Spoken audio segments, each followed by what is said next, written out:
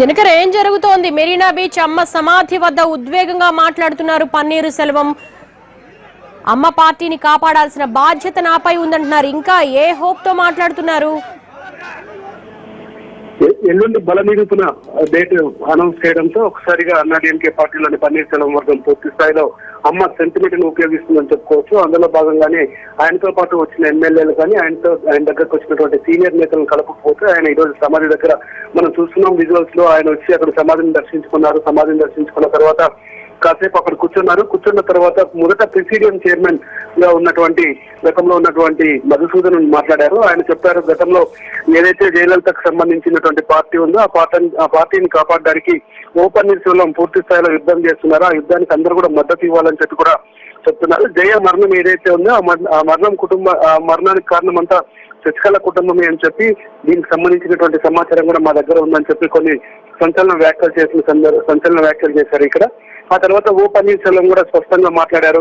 2001లో శశికళను party నుంచి బహిష్కరించినప్పుడు అలాగే ప్రాణం ఉన్నంత వరకు పార్టీలోకి తీసుకోనని చెప్పి జయలలిత తనతో అన్నారని, అయితే అమ్మను సెంటిమెంట్ గా కొట్టిన తర్వాత పార్టీలోకి వచ్చి ఇప్పుడు తీరా పార్టీని కబ్జా చేశారు. ప్రభుత్వాన్ని కూడా ఇప్పుడు వాళ్ళే స్థాపించారు.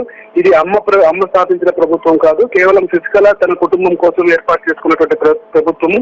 ప్రజా వ్యతిరేకంగా ఉన్నటువంటి ఈ ప్రభుత్వం ఖచ్చితంగా కూలిపోతుందని చెప్పి ఆయన చెప్పారు. ఇక ఎల్లుండి అసెంబ్లీ సమావేశం ఉన్న సందర్భంలో ఎవరైనా వాళ్ళకి 124 మంది ఎమ్మెల్యేలు ఉండొచ్చు, కానీ ప్రజాబలం మాకు ఉంది, ఎల్లుండి ఏం జరుగుతుందో చూద్దామని చెప్పి కూడా ఆయన చెప్పడం జరిగింది. దేవి, అంటే దీనికి ఏ విధంగా చూడొచ్చు? ఏ విధంగానైనా ప్రభుత్వాన్ని కూలుస్తా ఉంటున్నారు. గతంలో ఇచ్చిన ఛాన్స్ ని ఉపయోగించుకోలేకపోయారు, వ్యూహాలు పనడంలో ఫెయిల్ అయ్యారు పన్నీరు సెల్వం అనేది పెద్ద ఎత్తున విమర్శలు వినిపిస్తున్నాయి.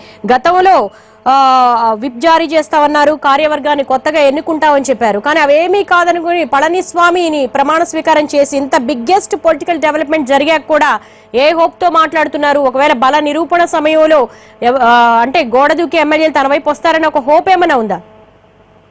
అంటే 117 మ్యాజిక్ ఫిగర్ ఇక్కడ, వీళ్ళ దగ్గర 124 మంది ఎమ్మెల్యేలు ఉన్నారని చెప్పి కూడా పూర్తి స్థాయి సమాచారం కనుక ఒక 7 నుంచి 10 మంది ఎమ్మెల్యేలు ఇటువైపు కానీ వస్తే పన్నీర్ సెల్వం వైపు వచ్చినా కానీ ఓటింగ్ లో మొత్తం వాళ్ళు అటెండ్ కాకపోయినా లేకపోతే ఓటు ఇటువైపు వేసినా కానీ ఖచ్చితంగా ప్రభుత్వం మైనార్టీలో పడుతుందని చెప్పి కూడా వీళ్ళకున్నటువంటి సమాచారం. సో సాధ్యమైనంత త్వరగా ఎల్లుండి అనౌన్స్ చేయడం. యాక్చువల్గా గవర్నర్ 15 రోజుల పాటు సమయం ఇచ్చినా కానీ ఇటువైపు వర్గం కూడా ఒక్కసారిగా స్ట్రాటజీని మార్చి ఏకంగా 15 రోజుల కన్నా ముందు 2 రోజుల్లోనే తేల్చేద్దాం ఈ వ్యవహారాన్ని అన్నట్టుగా ముందు చర్యలు తీసుకొని ఎల్లుండి అనౌన్స్ చేయడంతో సో వీళ్ళు కూడా ఇంకా ఫైనల్ గా సెంటిమెంట్ ను ఉపయోగిస్తున్నట్టుగా మనకు కనిపిస్తుంది. అందులో భాగంగానే పన్నీర్ సెల్వం ఎమ్మెల్యేలకి ప్రజా మద్దతు లేదన్నటువంటి స్పష్టమైనటువంటి సంకేతాలను ఇస్తూ ప్రజల్లో వాళ్ళ పట్ల వ్యతిరేకత తెచ్చే ప్రయత్నం చేస్తున్నారని కూడా మనం భావించవచ్చు. ఒకవేళ 7 నుంచి 10 మంది ఎమ్మెల్యేలు కానీ ఓ పన్నీర్ సెల్వం ఎడప్పాడి పళనిస్వామికి కానీ హ్యాండ్ ఇస్తే మాత్రం ఖచ్చితంగా మైనార్టీలో పడుతుందన్న ఒక నమ్మకం ఉన్నారు. అదే తమను నడిపిస్తుంది.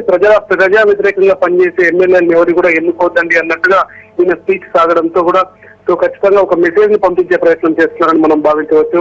ఓ పన్నీర్ సెల్వం దగ్గర ప్రస్తుతానికి 10 మంది ఎమ్మెల్యేలు 12 మంది ఎంపీలు మాత్రమే ఉన్నారు.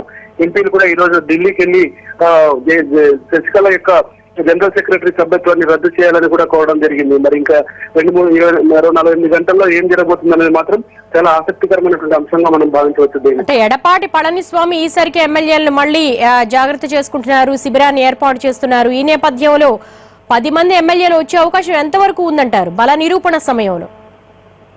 ఈ రోజు ప్రమాణ స్వీకారం ముగిసిన వెంటనే ఎమ్మెల్యేలను ఎంత బందోబస్తుగా తీసుకొచ్చారో అదే స్థాయిలో అంతే మంది ఎమ్మెల్యేలు అందరినీ కూడా ఎవరిని అది తమ వైపు నుంచి పోనీకుండా అదే బందోబస్తు కూడా గోల్డెన్ బే రిజార్ట్ కి తీసుకెళ్లారు. వాళ్ళు కూడా ఒక గంట కిందట అక్కడ చేరుకోవడం జరిగింది.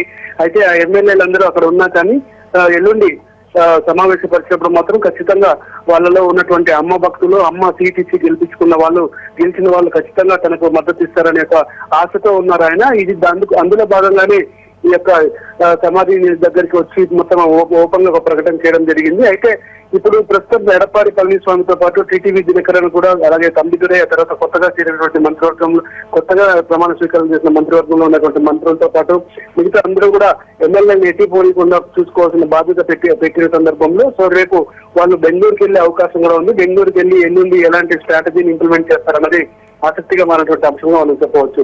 అంటే అమ్మ ఉన్నప్పుడు అమ్మ చరిష్మాకు పళనిస్వామి అలాగే శశికళ అంటే బ్యాక్ డోర్ పాలిటిక్స్ కి శశికళ పెట్టింది పేరు. ఇప్పుడు ఆ కుటుంబం చేతిలోకి మళ్ళీ అన్నాడీఎంకే వెళ్లిపోయింది అని అంటున్నారు.